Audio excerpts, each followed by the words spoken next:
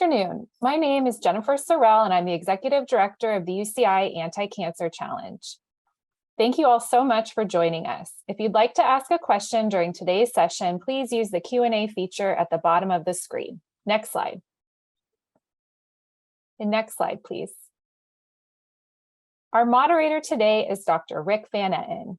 Dr. Van Etten is the director of the UCI Chow Family Comprehensive Cancer Center. He also serves as a professor of medicine and biological chemistry in the UCI School of Medicine, and as a senior associate dean and associate vice chancellor in the UCI Susan and Henry Samueli College of Health Sciences. As director of the only Orange County-based comprehensive cancer center designated by the National Cancer Institute, he leads a team of more than 200 physicians, scientists, and other health science professionals, all dedicated to defeating cancer.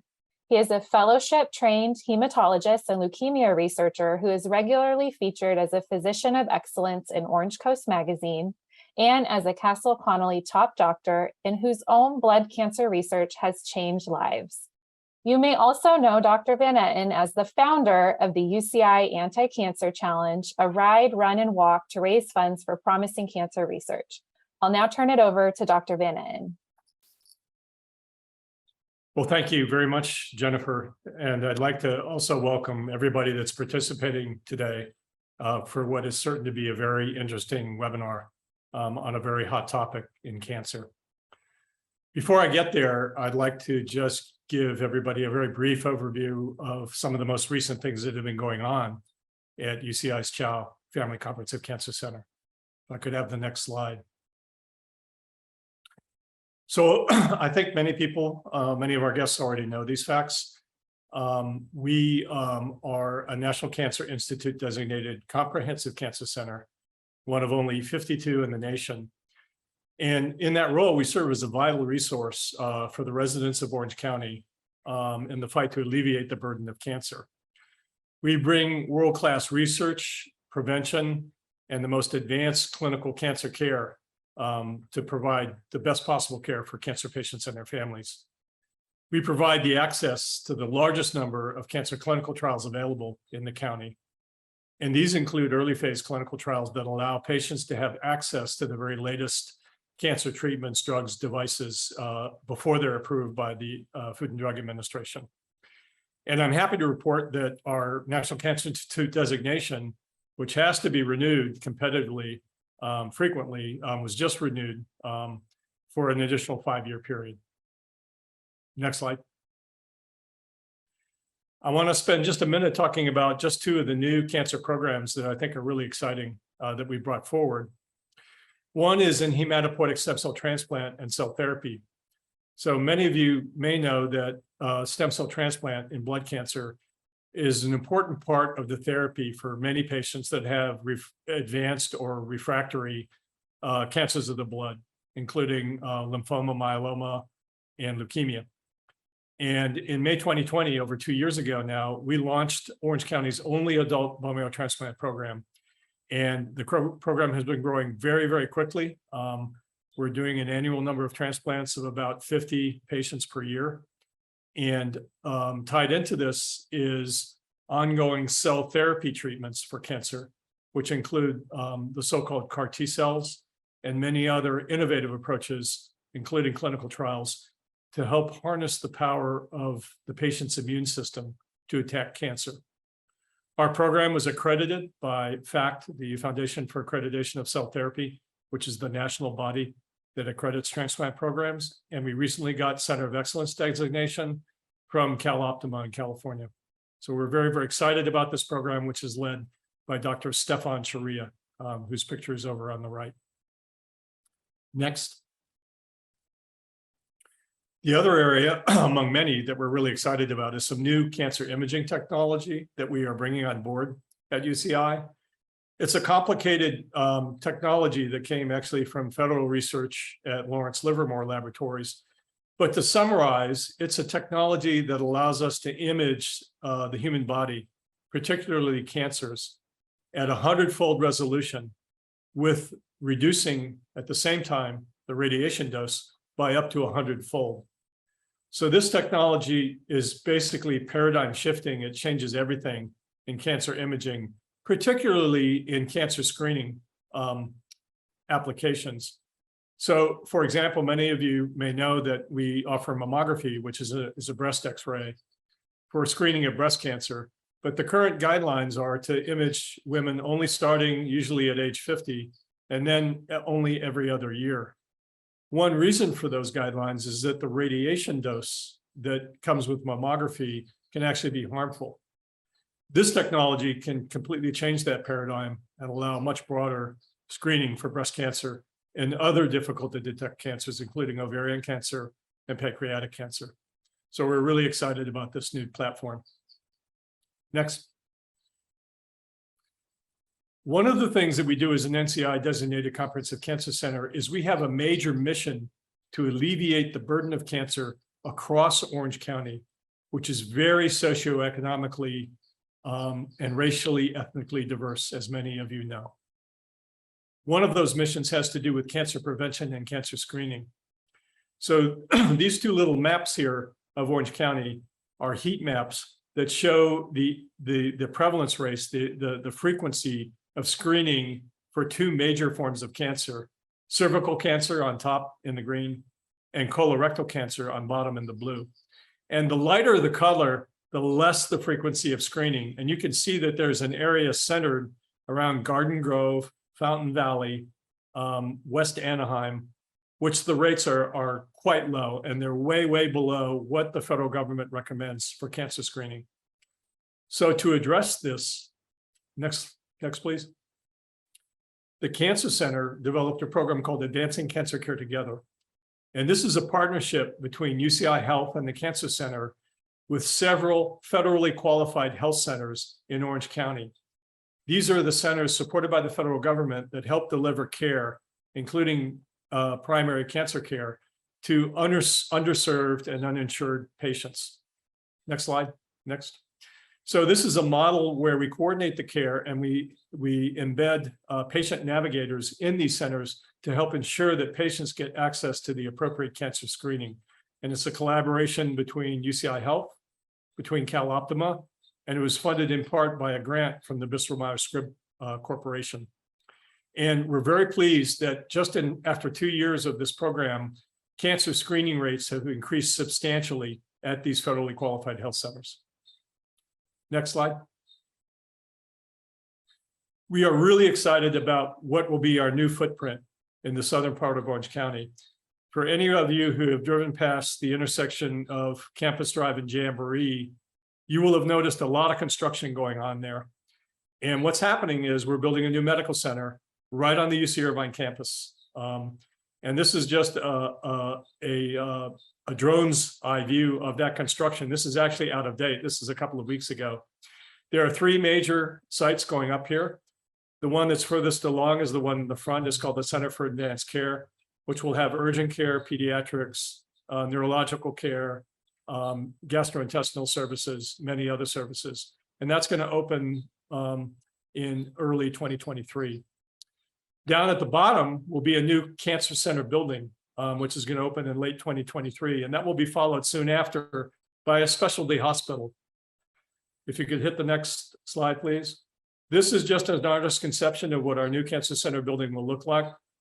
Again, it's opening in the fall of 2023. It will be more than twice the size of the current building we have up in Orange. And it will represent Orange County's most advanced cancer treatment center with medical oncology, radiation treatments, multidisciplinary cancer clinics, an imaging center, a pharmacy and an infusion center, and very importantly, clinical research and access to clinical trials at this site. So we believe this will fundamentally transform everything that we do in cancer and allow us to project our mission further into the south part of Orange County. Next slide. So I want to finish up before I introduce our speaker today with a little bit about the Anti-Cancer Challenge, which you heard about from Jennifer. The Anti-Cancer Challenge, as Jen will tell you about at the end, is a fundraising event to raise money to support the most innovative cancer research at UCI and also at our pediatric cancer partner, Chalk Children's Hospital. In the last 5 years of the event, we've raised over $2.6 million, every penny of which was passed on to support cancer research. And the outcomes from this grant program have been amazing. From that investment, that seed grant money, we have generated almost $22 million in new extramural cancer grants from places like the National Cancer Institute, American Cancer Society, Susan G. Komen, and many others. 2 startup biotech companies have been launched on technology that was supported by the Anti-Cancer Challenge. 5 studies that addressed specific community health disparities in cancer were developed, and 6 new clinical trials of discoveries of our cancer scientists have been launched in the Cancer Center. So the impact has been profound, and I encourage you to learn more about the Anti-Cancer Challenge, to sign up and participate with us at our upcoming event on October 8th. Next. But without further ado, I want to get to the main event today and introduce Dr. Jennifer Vallerin, who's one of our new professors in the Cancer Center and in the School of Medicine at UCI. Dr. Vallerin came to us from MD Anderson Cancer Center in Houston. She got her MD degree from George Washington University in Washington, DC, and did her postgraduate medical training both at UCLA and at MD Anderson. She actually got a PhD degree at MD Anderson, focused in clinical research and clinical translation. Her focus was on hereditary cancers and cancer genetics, which is what she's going to talk to us about today. This is a very rapidly exploding field because we increasingly today obtain genetic information on the cancers that our patients develop. And that allows us to better tailor their therapies to the particular patient. And one of the things we've learned, as Jennifer will tell you, is that we have learned that the influence of inherited cancer genes on the cancers that people acquire is increasingly important and is a major focus of current research today. So without further ado, I'd like to introduce Dr. Vallerin, and she's going to take it away. Thank you so much, Dr. Van Etten, for the lovely introduction. So this is my second year here at UCI, and I think that, one of my main goals when I was coming to the institution was to bring this idea of a more formalized hereditary cancer clinic. And I think that the reason why it's important is because there's really a gap in care for patients who have hereditary cancer syndromes, as well as for their family members who may not necessarily have a cancer itself, but do have a hereditary cancer syndrome that has been passed down, that it makes them at increased risk for getting cancers. Ideally, this gap would be filled by a primary care physician, but a lot of times there's a lot of screening that has to be done, a lot of imaging results that need to be followed, and specific exams that need to be conducted in order to diagnose cancers at an early stage so that we can, hopefully cure them. And there's even, some prevention that could potentially be done for these patients as well. And if it so happens that patients also have cancers that I do specifically treat, which are mostly in the GI, realm, then I also treat those patients' cancers as well. So today, I'm going to talk to you about the establishment of the hereditary cancer clinic that we have going here. It's actually a multidisciplinary cancer clinic, hereditary cancer clinic that has been in the works for, as I said, a little bit over a year, and has greatly expanded over that time frame.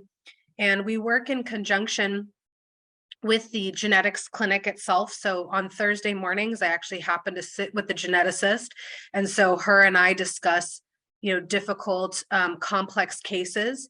And, whether sometimes the geneticists will actually make the diagnosis and then pass on the patients or family members to me, or sometimes I participate also in the evaluation and diagnosis of hereditary cancer syndromes for those patients. So as I said, we treat both patients who are already diagnosed with cancers as well as their family members. So next slide. So this is our vision, mission, and values. So the vision is to create better health and peace of mind for the UC Irvine and Orange County community. Our mission is to establish a center of excellence in prevention, diagnosis, and research for high-risk and hereditary cancer patients, as well as their family members. Our core values are compassion, innovation, and collaboration. And you can see there just a few of our collaborators and partners within the hereditary cancer clinic. As well as, you know, we work with specific physicians that treat these type of diseases as well, so that if the patients have special needs or specific modalities of screenings, or if we do make diagnoses, then we can pass on these patients and work together as a team. Next slide. So, you know, what is hereditary cancer? So hereditary cancer is a genetic predisposition to certain types of cancer, often with early age of onset, and caused by inherited pathogenic variants in one or more genes. And I think that sometimes there's a confusing point here where, you know, there's really two forms of genes within the body. So one is the somatic genes, which are genetic changes that are in a single cell that are not passed down, you know, within families. And then there's the germline genes, which are inherited from parents that develop in gametes and are found in all cells of the body. So, you know, we're talking really now about those genes that are passed down from parents and through generations that can lead to this predisposition for any cell really in the body to go forward and form a cancer. Next slide. And so this is kind of a breakdown of, you know, very simple breakdown of hereditary cancer. And I think there's also some confusing lingo in the hereditary cancer world. So the large majority of cancers are deemed sporadic, so about 70 to 80%. And that basically means that there's mostly influences from potentially the environment. So for example, UV radiation from the sun, which can cause skin cancers, tobacco smoke causing things like lung cancers that actually can cause distinct mutations within those specific cells. And those are the somatic mutations that we're talking about. Even with age, you can acquire naturally more mutations in the body with time. But then there are two additional subsets. And the one that we're mostly focusing on here today are the hereditary subsets. And those are occur in about 5 to 10% of cancers. And I think most people are most familiar with the genes associated with the hereditary breast and ovarian cancer syndromes, BRCA1 and BRCA2. But there are a whole list of other mutations within genes that are passed down in families that can predispose to cancer. And then there's this third subset, which is basically familial, which means that these are low expression or low penetrance genes that usually in combination with several other genes can then contribute to your cancer risk. But the difference between those two is that a hereditary mutation is in a specific distinct gene, whereas a familial is, as I said, more likely a collection of genes that may predispose to risk. Next slide. So what are some of the characteristics of a hereditary cancer syndrome? So as we said, an unusually early cancer onset. So, you know, about 1 in 8 women are predisposed to breast cancer in the population, making it one of the most commonly found cancers in women, and sometimes even men can get breast cancer, believe it or not. But most of the time that occurs in older women and after menopause. So one of the risk factors or one of the characteristics of a hereditary cancer syndrome instead would be an unusually early onset of a cancer. So maybe if a woman gets breast cancer, for example, in like her 30s, rather than being postmenopausal. Additionally, if somebody has multiple primary cancers in a single individual, so for example, with the cancer syndrome, the Lynch syndrome, patients can have both colorectal cancer and endometrial cancer. If cancer involves bilateral paired organs, so for example, you have cancers in both right and left kidney. That could be a characteristic of a hereditary cancer syndrome. Also, clustering of the same type of cancer in close relatives. So let's say that, a grandmother had pancreatic cancer, a parent had pancreatic cancer, and the person who's coming into clinic also has pancreatic cancer. That would be more characteristic of hereditary cancer syndrome, and following then multiple generations as well. Or maybe, if you have a family of 5 siblings and 2 of the 3 have the same type of, or 2 of the 5 have the same type of cancer, that would be concerning for a hereditary cancer syndrome. And then there's also a whole list of very rare tumors that can be associated with hereditary cancer syndromes as well. Next slide. So in our clinic, I presented this slide actually last year, but this has actually grown. Our clinic in the past year has grown almost 2 to 3-fold. So, as you can see there at the bottom, the list of genes, and this is the number of patients that we see. And this list isn't actually complete because I'm still working up a few patients even as of today. But the BRCA1 and BRCA2, as I said, are ones that people frequently associate with hereditary cancer syndrome, particularly of the breasts and the ovaries. But we see, family members and patients with several other even rarer cancer syndromes. So, for example, the CDKN2A mutation is associated with familial melanoma. And so patients who have mutations in CDK2A and 2A can be predisposed to skin cancers as well as others. MEN1 syndrome can predispose to certain rare pancreatic cancers, as well as diseases in the adrenal glands and the brain, and an area called the paragangliomas.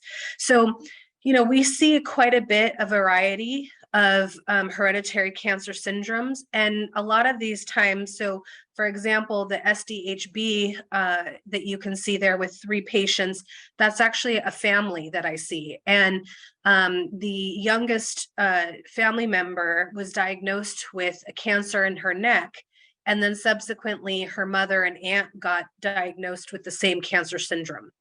So, so that's why, we do see cohorts of families and we follow them in screening. And as I said, some of these patients have cancers and some don't. And, the takeaway here is that there are varieties of different syndromes that we see, and that, our cancer clinic, our hereditary cancer clinic, has been greatly expanded. Next slide. And this is just, a rough list that was published a few years ago that shows, the various different syndromes that we can find. And let me tell you, this is only one page of several pages of the paper. And, at the top there, as you can see, BRCA1 and 2 are the hereditary breast cancer syndromes. But there are, literally hundreds of these syndromes that affect various different genes within the body, and each have their own screening guidelines and their each, risk profile that leads to various different types of cancers. So as you can see there at the top, the BRCA1 and 2, traditionally we think of those just associated with breast and ovarian cancer, but they also do predispose patients to prostate cancer, particularly metastatic prostate cancer, and pancreatic cancer, as well as others. Next slide. And so, because of that, because there are, increased risk for various different types of cancers, that's why we do have this hereditary cancer clinic established with multiple different counterparts, and act, together as a team. And the idea, though, is that, on the team, we hope to have a team captain, because in the past, patients have come to me and said that when they're diagnosed with a hereditary cancer syndrome, they're seen by various different physicians, but there isn't, one physician who's necessarily orchestrating the care and making sure that all the various different guidelines for all the various different cancers that are at risk are being followed. So frequently I'll see patients usually on like an every 6 month to a year basis, or if we're working up for a specific cancer that is found, or doing some screening and we need to get results, then we do that a little bit more frequently. But that's kind of about how the clinic runs. So in the short term, Our goal is to establish a clinical referral network for these patients, where we've kind of, reached out to the community and had people refer within to us for following up of these high-risk patients. We like to establish SOPs, standard operating procedures for hereditary cancer syndromes. So making sure that we're, following guidelines about specific diagnostic and monitoring tools. And also streamlining germline molecular testing in the clinical setting. So, making sure that when we come, with a specific milieu of cancers found in a family, that we are doing the appropriate screening that should be done for those particular patients. One example for example, patient that I had who came into clinic, she had been had a family history of colon cancer, and she was getting she had germline testing done specifically for 5 genes that was associated with a cancer syndrome called Lynch syndrome. And Lynch syndrome predisposes both to colon cancer and endometrial cancer. And she was very close to having her uterus actually removed by a physician when I originally met her. When I took a more expanded history for that patient, it turns out it wasn't just colon cancer that was in her family, but also a rare brain tumor called glioblastoma, skin cancer called melanoma. The patient actually herself had melanoma. And so we decided to do a more expansive genetic testing on this patient. And it turns out she didn't have Lynch syndrome. She had a BRCA mutation.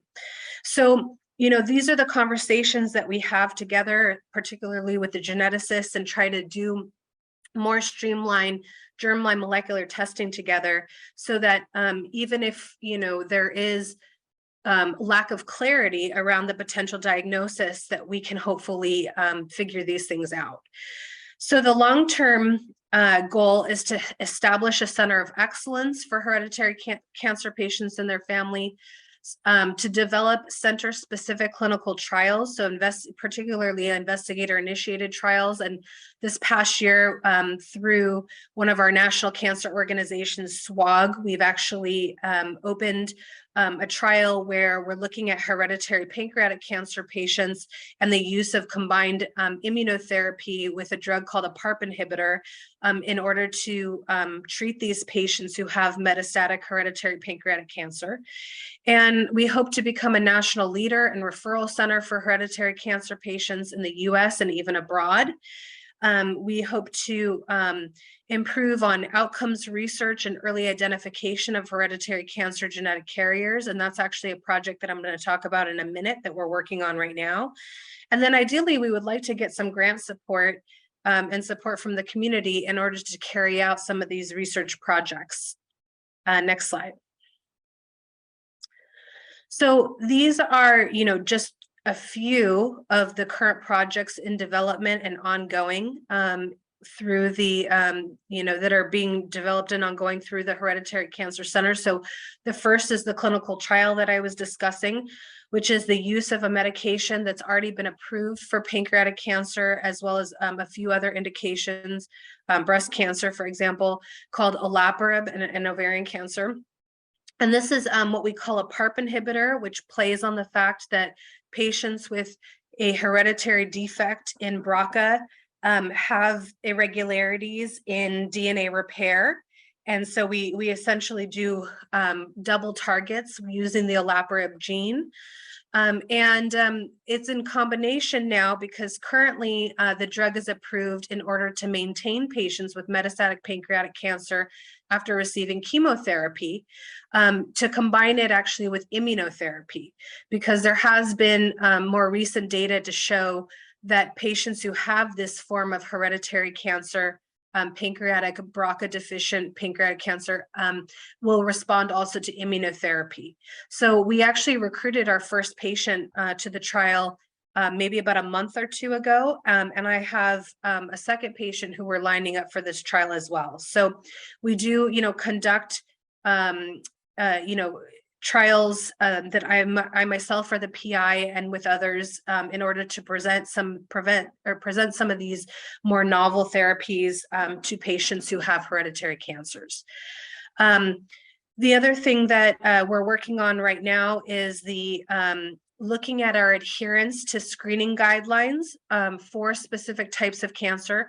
Again, this year it just happened to be pancreatic cancer that the geneticist was reviewing. They pick a specific cancer subtype in order to review, and this is based on NCCN guidelines that changed in 2018 that says 100% of pancreatic cancer patients should undergo germline genetic testing. And that's based on the fact that about 10 to 20% of pancreatic cancer patients have a hereditary predisposition through a genetic mutation.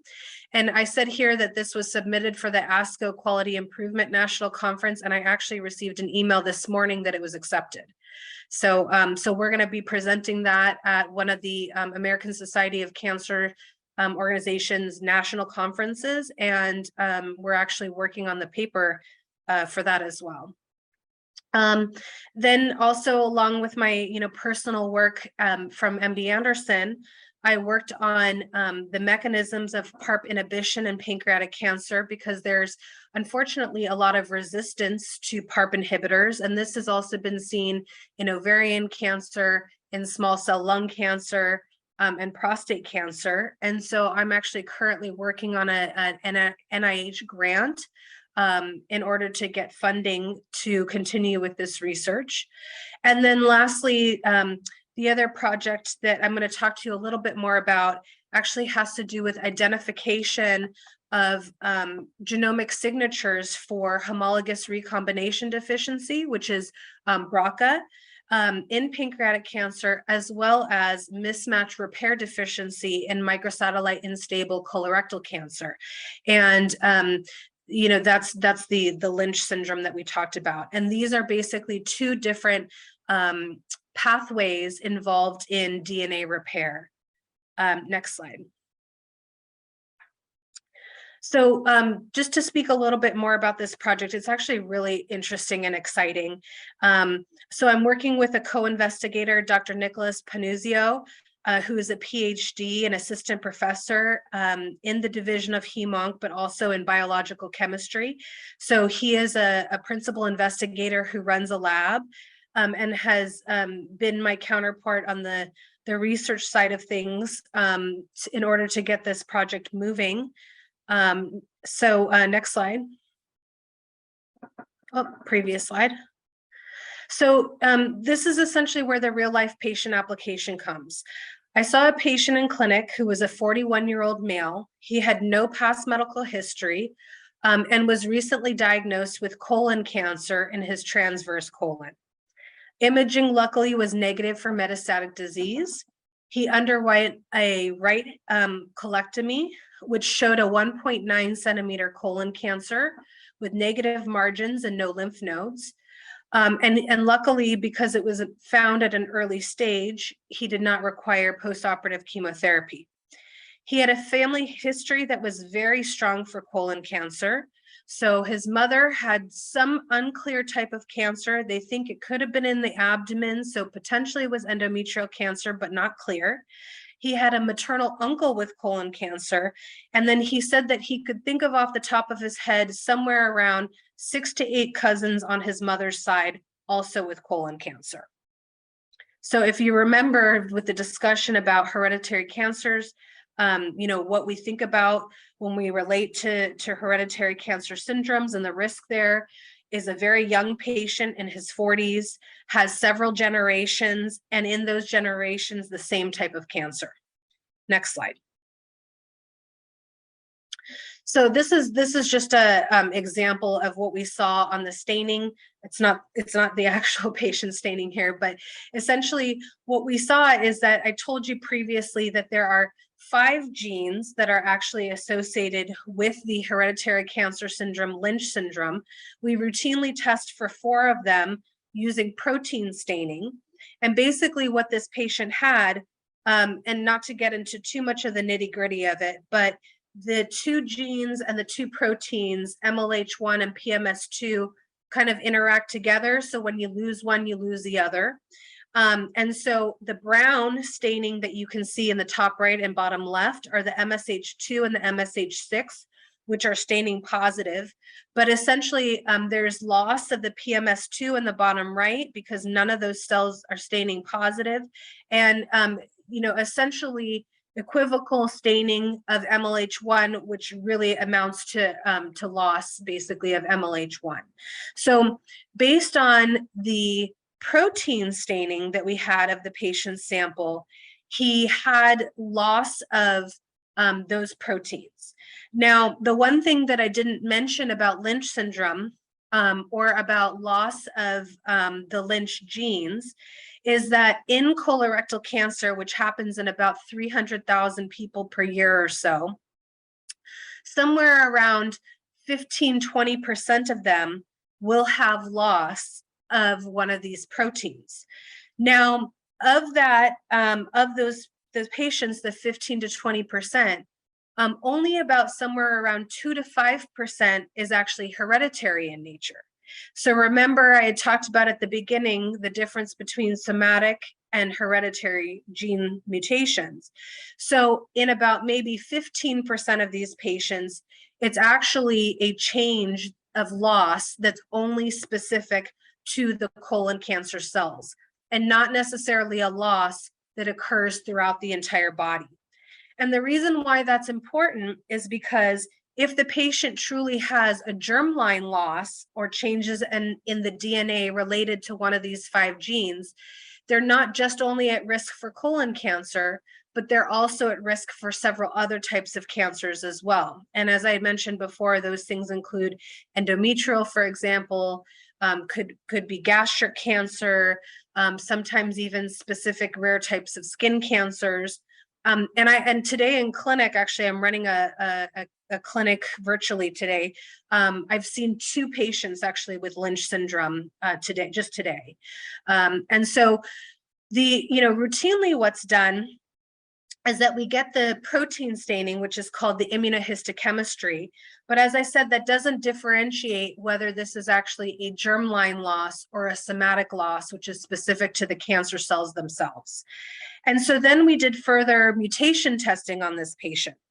And unfortunately, what we came up with is that in MLH1, the patient, and of course, 2 additional other potential genes, although we think that MLH1 is the problem because the protein loss was also shown there, he had what was called variants of unknown significance. So a variant of unknown significance is where a patient will have a gene mutation, but just as the name states, we don't really know whether this is truly pathologic or not. You can have changes in genes that don't actually cause a cancer-causing shift in outcomes. So, many times we have benign changes within these genes throughout the body, but doesn't necessarily actually predispose to cancer. And there was a paper that was published in 2019 in JAMA Oncology, which basically showed that 92% of these variants actually end up being reclassified as benign. So only about 8% of the variants that we designate as variants of unknown significance will actually be upclassified to something that's pathologic.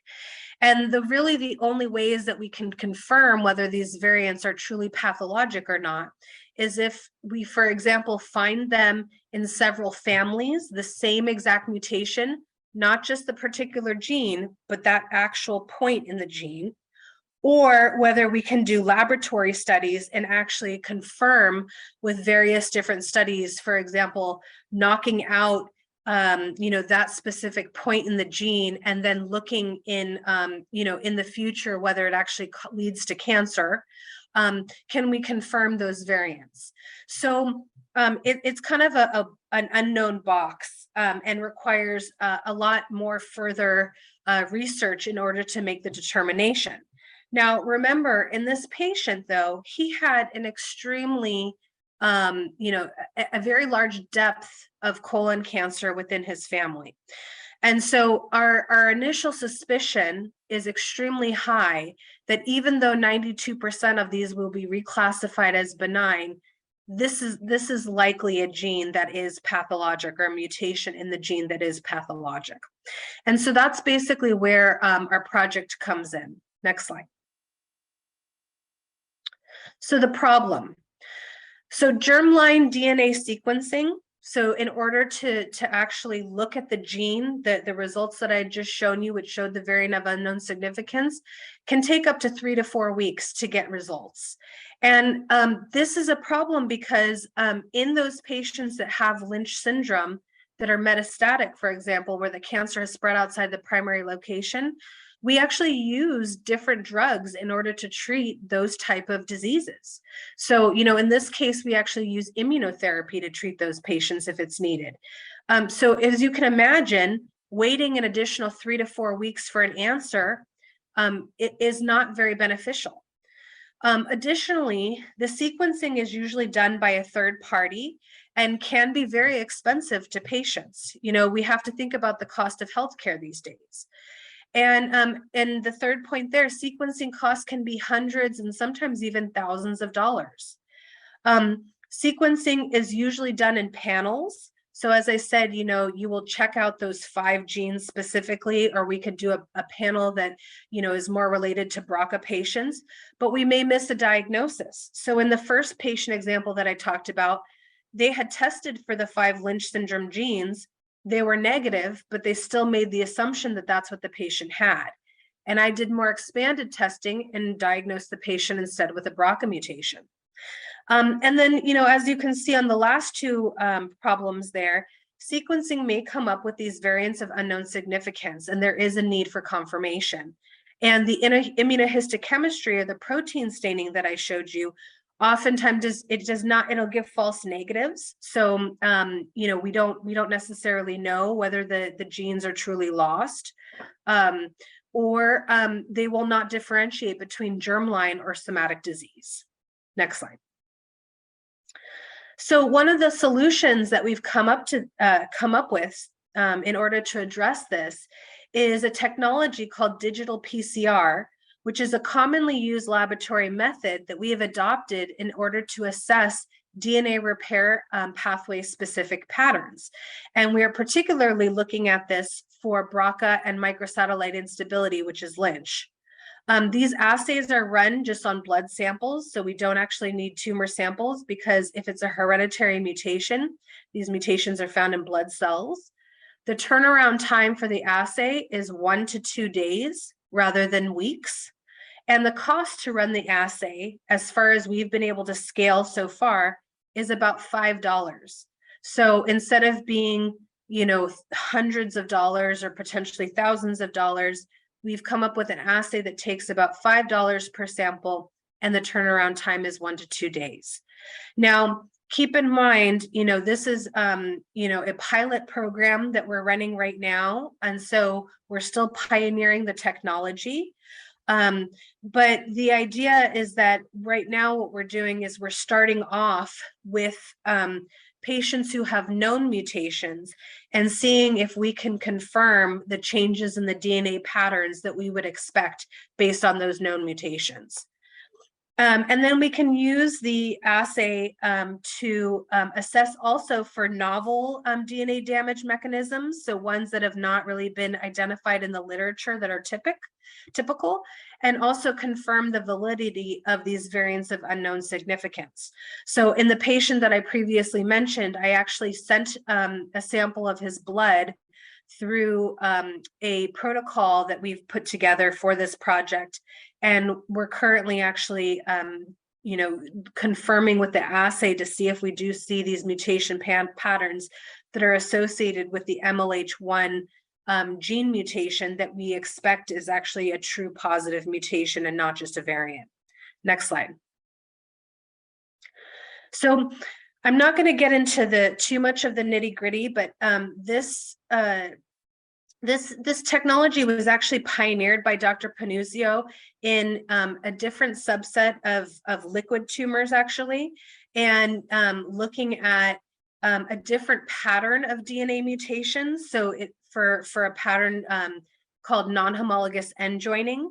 And the idea is that we're pivoting the technology to BRCA as well as mismatch repair, so to homologous recombination and mismatch repair. And essentially what we do is that we look for, when we see patterns of mutations that are different than the wild type, which is at the bottom left, wild type meaning the sequence of DNA that does not have patterns of mutations. So this would be expected in a normal patient who does not have a hereditary defect in DNA repair. And we can use 4 different probes, different colors, in order to see that there is dropout in specific patterns of those DNA information scars that allows us to profile a sample and say whether, independent of having the information of the gene mutation, do they just have patterns that are characteristic of that mutation profile. So it's basically almost like an indirect way of measuring for a DNA mutation in a gene by looking at the actual mutation patterns that the lack of repair can cause. Next slide. So in conclusion, we've established a formal multidisciplinary hereditary cancer clinic where we treat both cancer patients and their family members with hereditary cancer syndromes. Our goal is to become national leaders in a referral center in the United States and abroad, and to particularly serve, patients in Orange County and Southern California.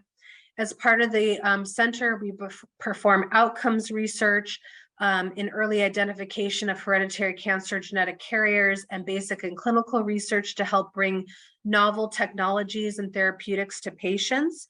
And we hope to continue to expand, the reach of the hereditary cancer clinic and provide better peace of mind for our patients and their family members.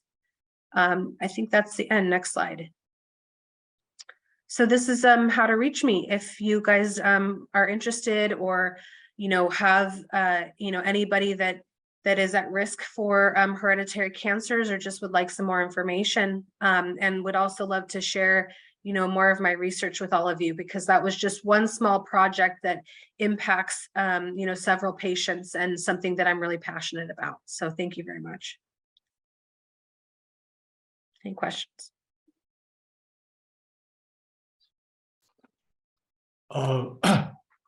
Thank you very much, Dr. Vallerin. We do have some questions in the chat, so let me start off by reading them, and you can respond to them.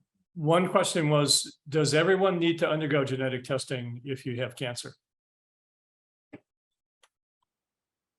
Yeah, that's a great question. And so, that goes back to one of the first slides, which is that somewhere around 5 to 10% of patients with hereditary patients with cancer will have a hereditary cancer syndrome that can impact both their need for screening for other cancers, as well as potentially have various options that are different for the treatment of the specific type of cancer. And so if you have, when we discussed what are some of the predisposing or characteristics associated with hereditary cancers. So for example, the young age of onset, having several cancers in a specific individual, a specific type of cancer that runs through multi-generation of the families, that would be, the need. There are certain, as I said, guidelines that have changed that that require all cancer patients to undergo screening. So for example, 100% of patients with pancreatic cancer need to undergo screening based on our guidelines from the NCCN. Metastatic prostate cancer also fits into that bucket. So there are several cancer syndromes that do require screening, but not necessarily all of them. Thank you. Here's another question. It's asking, what's the process that family members who don't have active cancer go through when they are referred to the clinic? Yeah, so, usually we'll do an evaluation and intake through our genetic counselor. So we'll do what's called a pedigree, which is where we look at least 3 generations of family members and evaluate their age, and what type of cancers that they're diagnosed with. Then we provide some basic counseling about what it means to undergo genetic testing, because a lot of people, I think there is a fear that information can be used against them. So there was an act called the GINA Act that was published that essentially said that your genetic material and the answers to these questions in the large majority of scenarios cannot actually be used against you for things like health insurance or getting a job. And then after that, depending on the results, what we find, then we have another follow-up conversation about what those showed and what it means for the diagnosis, your risk factors, and what screening needs to be done. Great. Question for me, I guess. One of the listeners is asking about the new imaging technology. Can it be used for chest CT for lung cancer screening?